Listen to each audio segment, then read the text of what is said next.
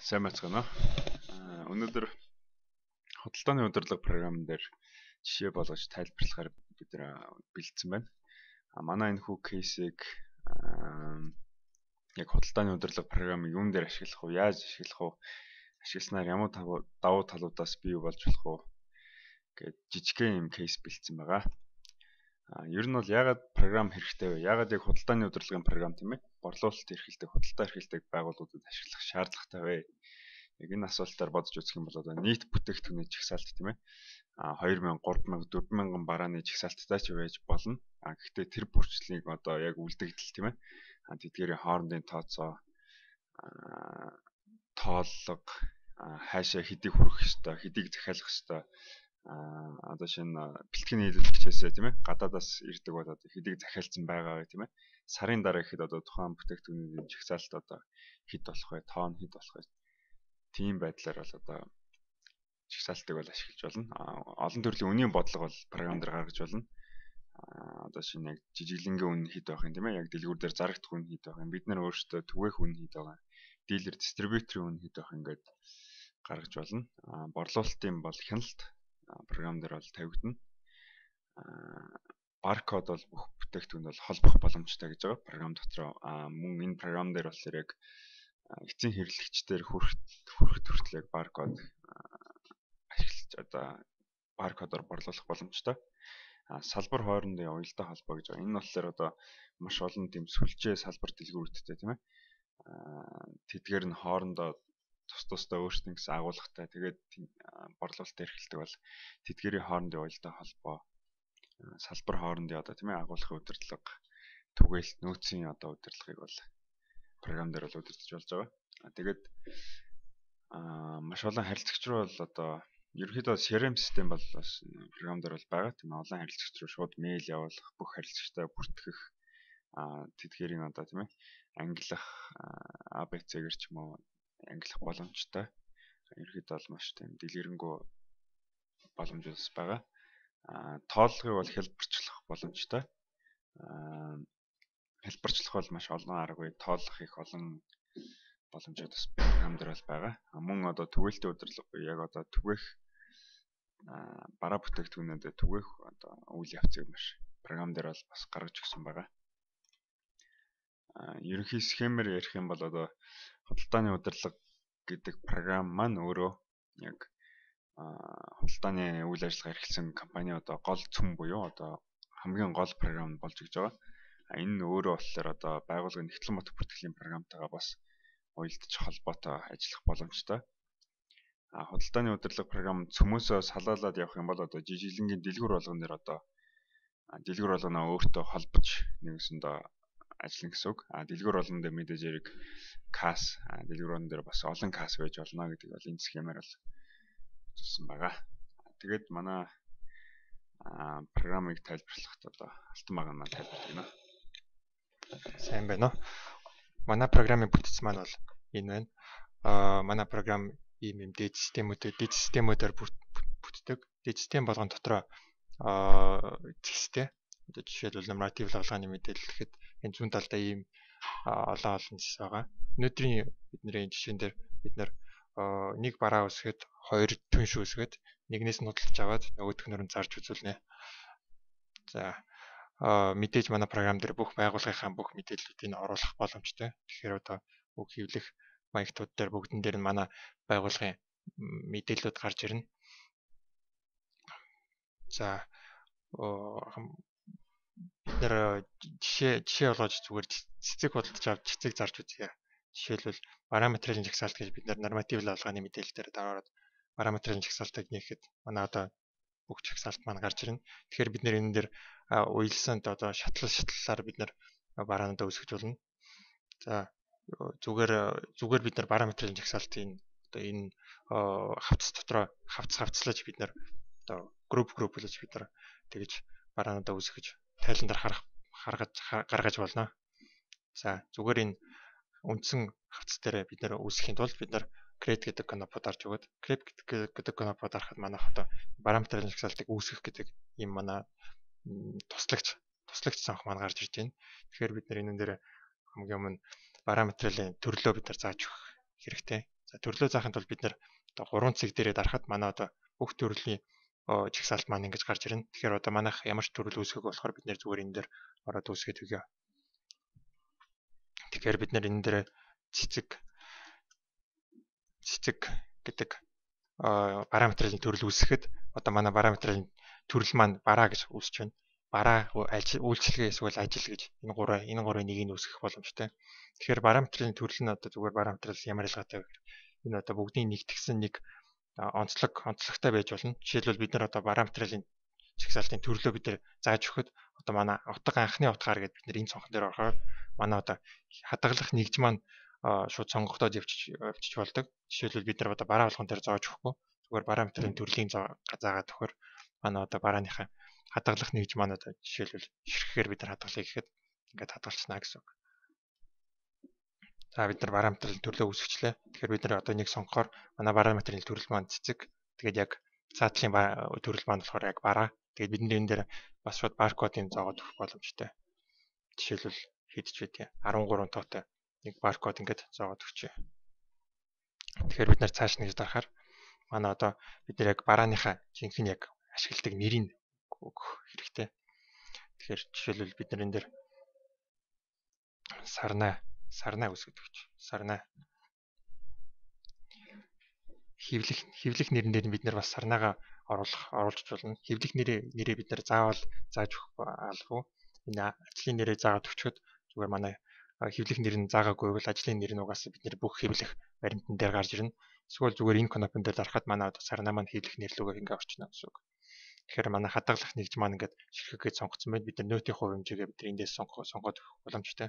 Тэгэхээр жишээлбэл одоо нөтгөөгээд бид нар заагаад өгчөө. За бичих гэхэд одоо манай бараа маань үүснэ гэсэн үг. За ингээд манай бараа үүсчлээ. Манай програм дээр үүсчлээ. Тэгэхээр манай үлдэгдэл ш зүгээр манай энэ програм маань манай таньна гэсэн үг. Одоо энэ сарна гэдэг ийм бараа, тийм баркодтэй тийм бараа одоо манай програм маань таньна гэсэн үг. Тэгэхээр одоо ямар ч үлдэгдэл ороогүй байгаа. Зүгээр энэ манай програм маань энийг таньж байгаа гэсэн үг. За бид нар түнш үүсгэж үзье. Түнш үүсгэхийн тулд бид нар түншүүд гэдэг кнопн дээр дарна. Норматив давлгааны мэдээлэл дотор түншүүд гэдэг кноп. Энэ дээр дарахад манайх цаанаасаа програм нь 2 түнш үүсгэсэн байгаа. Жижиглэнгийн худалдаа авагч тэгээд манай байгууллага. Жижиглэнгийн худалдаа авагч энийг одоо яагаад үүсгэх вэ гэхээр одоо жижиглэнгийн борлуулалт хийдэг тийм байгууллагууд зориулсан. Цаанаасаа одоо нэг абстракт жижиглэнгийн худалдаа авагч тэрэн рүү бид нар борлуулахад манай тайлан дээр энэ дээр ингэж гарч ирнэ гэсэн үг. Манай байгууллага гэхээр одоо бидний дотоодын хэрэглээ тиймэрхүү баримтууд дээр манай байгууллага гэж бид энийг зааж өгнө. За шинэ хэрэглэгч үүсгье. Шинэ хэрэглэгч үүсгэхийн тулд бид нэр create гэдэг кнопоос дахиж дарна. Тэгэхээр одоо манайх бас ийм туслагч гарч ирж байна. Бид нэр компани эсвэл хувь мэдээлэл зааж өгөх боломжтой. Тэгэхээр сонгосноор манайхаар манад одоо ийм нэмэлт цонхнууд гарч ирж байна. Та нар харж байгаас хувь ингэж сонгохоор одоо бид нар нэрийн даатгалагч яваа гэдэг бүх юм зааж өгөх боломжтой. Компани гэхэд одоо тэр минь алгуулад одоо ингээд ийм цонх гарч ирж байна. За жишээлбэл бид нар Сарна Trade гэдэг компаниг үүсгэж өгье. Тэгэхээр одоо бид нар энэ дээр заавал имэйл эсвэл утсын зааж өгөх хэрэгтэй. За жишээлбэл утсын заагаад өгч бид нар 7711 44 55-ыг заагаад өгч. Тэгэхээр одоо манай хууль ёсны түншийн хууль ёсны нэр нь Сарна Trade гэх. Тэгээд утас нь холбогдох одоо тийм утас нь ийм байна гэсэн үг. Тэгэхээр бид нар эндээс цааш нь гэж дарж өгöd. Энэ дээр бид нэр түнш болгон дээр бид нар үндсэн менежер бас зааж өгөх боломжтой. Тэгэхээр одоо яг энэ түнштэй ямар менежер одоо манай байгууллага ямар менежер ажиллах вэ гэдэг тэрийг бид нар зааж өгөх боломжтой. Тэгэхээр одоохондоо бид нар администратор гэдэг хэрэглэгчээр орсон байгаа болохоор одоо манайх администратор гэдэг менежерийг сонгогдчихлоо гэсэн үг. Тэгэхээр бид нар одоо харилцагчийн төрлийн бид нар эндээс сонгож өгөх боломжтой. Бас гүйцэтгэгч юм уу, бэлтгэн нийлэгч эсвэл бусад харьцаа бусад харьцаа гэдэг нь юу гэхээр одоо татварынхан ч юм уу банкуудыг бид нар энэгээр зааж өгөх боломжтой. Тэгэхээр одоо бид нар энийг бэлтгэн нийлэгчгээ заагаад өгч Сарна биднэрт одоо нийлүүлдэг тийм байгууллага. Тэгэхээр цааш нэгж дараад за энд бид нар банкны дансуудын бид нар эндээс зааж өгөх боломжтой. Тэгэхээр одоо энийг зааж өгөхгүй ч гэсэн ингээд үүсгэж болно гэсэн. Үүсгэх гэдээ дарахаар одоо манай Сарна Trade маань энд гараад ирлээ гэсэн үг. За бид нар нийлүүлэгчээ үүсгэчлээ. Одоо бид нар борлуулах компани үүсгэж байна. За тэрийг бид нар борлуулахдаа яг үүсгье. Тэрийг би бас та нарт харуулж өгнө. За ингээд нэг параметрал тэгээд нэг түнш үүсгэчлээ. Тэгэхээр одоо бид нар одоо энэ түншийнхаа энэ бараагаа бид нар ганц сарнаагаа бид нар оруулахын тулд бид нар худалдаа авалт гэдэг дэд систем рүү орж өгнө. Худалдаа авалт гэж дарахаар одоо манайх ийм цонх маань нэгдэж байна.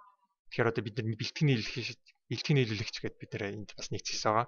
Ийшээгээ бид нар дарахад одоо манай бэлтгэн нийлүүлэгч гэдээ дарцсан тэр чагталсан тэр байгууллагууд нь энд гарч ирнэ. Тэгэхээр одоо манай Sarna Trade маань дотроо бэлтгэн нийлүүлэгч гүйцэтгэгч биш, босод харьцаа биш. Бэлтгэн нийлүүлэгч гэж заагаад өгсөн байгаа болохоор энд гарч ирж байна гэсэн үг. Тэгэхээр одоо хажуулт нь утас нь ингээд гарч ирж байна. За бараа орлогдохын тулд бид нар одоо хүлээн авахын тулд бид нар орлогын баримт үүсгэх хэрэгтэй. Орлогын баримтаа үүсгэе. Одоохондоо манайх хов уусан баазгаа болохоор ямар ч баримт үүсгэхгүй гэсэн үг. Бид нар эндээс ингээд create гэдэг конопороос дахиж баримт үүсгэж өгч болно. Тэгэхээр бид нар энд одоо юу заах хэрэгтэй вэ гэхээр бэлтгэн нийлэгчээ зааж өгнө. Агуулгаа зааж өгнө. Тэгээд ямар бараа сонгож байгаа вэ? Тэрийг зааж өгөөд бид нар post and close гэхээр манайх одоо тэр бараа маань ороод ирнэ гэсэн үг. Бэлтгэн нийлэгчээ бид нар эндээс 3 цаг дээр дараад Sarna Trade маань ингээ гараад ирж байна. Энийг сонгож өгөөд агуулгах гэдгээ бид нар бас үүсгэж байгаа юм байна. Бид нар үүсгэжээ. Энд одоо агуулгах маань ингээд агуулгах 1 гэж заагаад өгч. Агуулгах 1 рүүгээ бид нар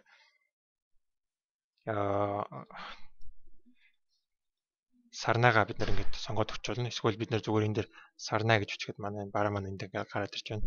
Тэгэхээр бид нар 5 ширхэг Sarna 1000 төгрөгөөр оруулаад ирье. Тэгэхээр манай үнэлгээ маань ингээд автоматар тооцогдоод явчихж байна. Бид нэр нөтийн хэмжээ нөтгөө гэж заагаад өгсөн болохоор бараан дотор манай нөт маань энэ тооцогдох байна гэсэн үг. За бид нар энийг нэмэх дээр орж байгаа бид нар газар нэгж бас зааж өгөх боломжтой.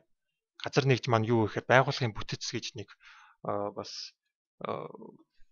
байгууллагын бүтцээ бид нар бас энэ дээр үүсгэх боломжтой. Одоо манай байгууллага маань хэд хэдэн тийм хилцсээр хуваагддаг бай. Тэрийг бид нар энэ дээр бүгдийг оруулж өгөх боломжтой. Жишээлбэл энэ борлуулалтын хилцс гэдэг бид нар энэ дээр үүсгэдэг. Борлуулалтын одоо манай байгууллага маань борлуулалтын хилцс за өөр ямар хилцс байж болох вэ гэхээр бид нар агуулгах хилцс. Тэгэхээр эдгээр маань одоо газар нэгж гэж яв тийм. Тэгэхээр бид нар одоо энэ баримтан дээр ингээд дараад өгөхөөр манай хилцснүүд маань ингээд гараад ирж байна гэсэн. Бид нар агуулгах хилцс рүүгээ ороод тэгээд төлбөр хийх огно гэдгийг бид нар бас зааж өгөх боломжтой. Тэгэхээр одоо бид нар манайх руу орж ирж байгаа барааны төлбөрийн хизээ яаж хийх вэ гэдгийг бид нар бас зааж өгөх боломжтой. Одоо жишээлбэл өнөөдөр 4 сарын 14 гэдэг өнөөдөр бараа орж ирж байгаа болохоор бид нар одоо 7 өдрийн дараа 21-нд хийя гэдэг энэ дэр ингээд заагаад өгөх. Тэгэхээр манай төлбөр маань 21-нд хийгднэ гэсэн үг. Бид нар post and close гэж дарж өгөхөөр одоо манай орлогын баримт маань үүснэ. За энэ нь. Тэгэхээр дүн нь ингээд гараад тооцогдоод огноо гарч ирээд дугаар нь ингээд гараад ирж байна гэсэн үг. За одоо манай агуулгах дээр яг 5 бараа байгаа. 5 сарнаа байгаа. Тэр 5 сарнаагаас бид нар 3-ыг борлуулъя гэж бодоход борлуулалтын баримт гэж үүсгэнэ. Борлуулалт гэдэг дэд систем рүү ороод одоо харилцагч гэдээ манай дарж үзэхээр манайхад жижиглэнгийн худалдаа авагч бид нар нэг гүйцэтгэгч гэдэг байгаа. Тэгэхээр бид нэр энүүн дээр борлуулалтын баримт дотроос бид нар шууд үүсгэж өгөх боломжтой гэсэн. За нэг баримт үүсгэе. Энэ дээр бид нар гүйцэтгэгчээ зааж өгөх хэрэгтэй. Тэгэхээр одоо бид нар жижиглэнгийн худалдаа авагч гэж цаанаас нэг үүссэн байгаа гэдээ хэлсэн. Тэгэхээр бид нар энэ дахиад нэг Sarna худалдан авагч гэдээ бид нар үүсгэж өгчээ. Тэгэхээр ингэж үүсгэхээр бид нар заавал нэг утас зааж өгөх хэрэгтэй. За ингэж заагаад өгчээ. Цааш нь гэж дараад бид нар гүйцэтгэгч гэдэг чагт нь маань автоматар чагталсан байна. Тэгэхээр бид нар цааш нь гэж дарахаар одоо банкны данснуудыг бид нар бас энд зааж өгөх боломжтой. Тэгэхээр бид нар үүсгэх гэдэг канапа дарахаар манай энэ түнш маань ингээд үүсэж байна гэсэн. Бид нар save and close гэж дарахаар одоо энэ чагсаалт нь гараад ирж байна. Бидний Sarna худалдаа авагчаа сонгоод энэ нэгдүгээр агуулгахаас бид нар бас борлуулалтыг хийн гэж бодъё. Тэгэхээр бид нар нөгөө Sarna-нуудаас 3 ширхгийг ингээд борлуулахад манай дараа нь тайлан дээр бүх юм маань гараад ирнэ. Тэгэхээр бид нэр үнийг одоо 1000-аар авсан гэж бодоход бид нар одоо 2000-аар зарлаа гэж үт. Тэгэхээр манай үнэлгээ маань ингээд автоматар тооцогдчихно гэсэн үг. За газар нэгжээ бас бид нар энэ дээр борлуулалтыг хэсгээд бид нар үүсгэж өгсөн байгаа. Энийг сонгож өгöd төлбөр хийх огно гэдэг. бид нар одоо яг худалдаа авалтаа бид нар 21 худалдаа авалтын төлбөр 21-нд хийж байгаа болохоор бид нар борлуулалтынхаа үнэ төлбөрөө 22-нд үнэ маргааш авъя гэж бодъё. Жишээл 15 нэгэд. Тэгээд бид нар ингээ өсгөөд өгөхөд манай одоо бараа маань иш ороод ирнэ гэсэн үг. Өөр одоо олон баримтуудыг үүсгэх боломжтой манай програм дотор борлуулалтын тэгээд худалдаа авалтын баримтаас гадна тооллохын баримт үүсгэх боломжтой. Янз бүрийн бид нар тайлангуудыг бид нар гаргах боломжтой. Тооллогын агуулгын актууд бас үүсгэх боломжтой. Тэгэхээр за тэгээд нэг санхүүгийн бид нар одоо баримтуудыг бас энд үүсгэж болно. Маркетингийн ямар нэгэн хямдрал ч юм уу эсвэл параметрын жагсаалтын үнийг шууд бид нар эндээс тогтооод авах боломжтой гэсэн.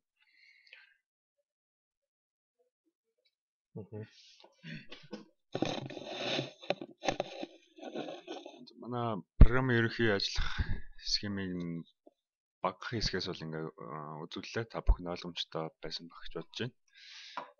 Ерөнхийдөө бол бас офис дээр тийм ээ. Яг ингээд хэрвээ ашиглаж үзэх юм бол яг захиргаа бол ажилчдын хооронд харилцааг зохицуулах боломжтой тийм ээ. Худалдааны төхөөрөмж дээр бас тохируулах боломжтой. Тэгээд бүх тайлан тэнцлийг бол автоматар бүрдүүлэх боломжтой. Төрөний хэлсэнчлэг яг нэг агуулгын удирдлага тийм ээ. Агуулгын одоо яг барааны удирдлага одоо тоо материалын тоог бол удирдах боломжтой. Ер нь агуулгын үйл ажиллагааны бүртгэлийг бол нарийн хөтлөх боломжтой гэж үзүүлсэн байгаа. Тэгээд бид нэр хэрхэн ажилладаг бай тийм ээ. Манай одоо ажиллах схем нь юу вэ гэхээр бид нар бол мэдээж эхлээд нэг програм хангамжийг одоо борлуулад дээрээс нь худалдааны төхөөрөмж дээр суулгаж өгöd. Тэгээ манай нэгсийн мэрэгчлэлүүдийн банкын дэмжлэгтэйгээр бол манай програм бол ашиглагддаг байгаа. Тэгээд мэдээж яг та бүхэн ихний алхам дээр болохоор яг бид нар дээр ирээд манай програмыг бол үнэгүй одоо ингэж тайлбарлаж танилцуулж болно. Хоёрдугаар алхам дээр болохоор бид нар танаа яг бизнесийн үйл ажиллагааг нарийн судлаад яг танаа бизнес тохирох уугүй юу? Яаж тохиролт одоо нэмэлт үйлчлэгээ хийж болох вэ? Яаж ашиглаж болох вэ? Яг танаа бизнесийг судалж үзэн 3 дугаар алхам дээр болохоор яг танаа үнийг тийм ээ танаа байгууллагад нэвтрүүлэх үн хэд болох вэ? Яг нийт үнийг бол тооцох боломжтой болно. Тэгсний дараагаар бол одоо худалдаа авалт хийсэн тохиолдолд тийм ээ танаа компьютерүүд дээр суулгаж өгнө. Тэгсний дараа сургалт тийм ээ бүх ажилтныг сургана. Тэгсний дараагаар болохоор яг одоо ашиглалт буюу одоо нэвтрүүлэлт тийм ээ програм маань яг анхныхаа өрөөгөө өгч эхлэх юм аа. Бид нартай холбогдохын тулд дараах утас болон имэйл хаяг, вебсайт, фейсбүүкээр мөн холбогдож болно.